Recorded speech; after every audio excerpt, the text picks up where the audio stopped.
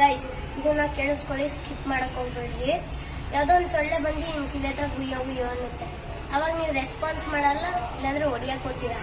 ಅದು ಅವ್ರು ಓಕೆ ಅಂದವ್ರೆ ನಾವ್ ಇವಾಗ ರಕ್ತ ಕುಡಿಯೋಣ ಅಂತ ಹೋಗುತ್ತೆ.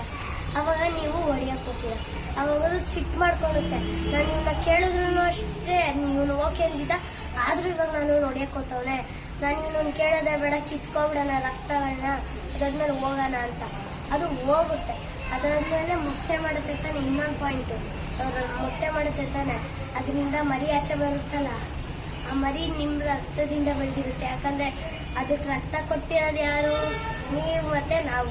ಅದರಿಂದ ಅದಕ್ಕೆ ಅಮ್ಮ ಅಪ್ಪ ಆಗೋದು ಯಾರು? ನೀವು ಮತ್ತೆ ನಾವು.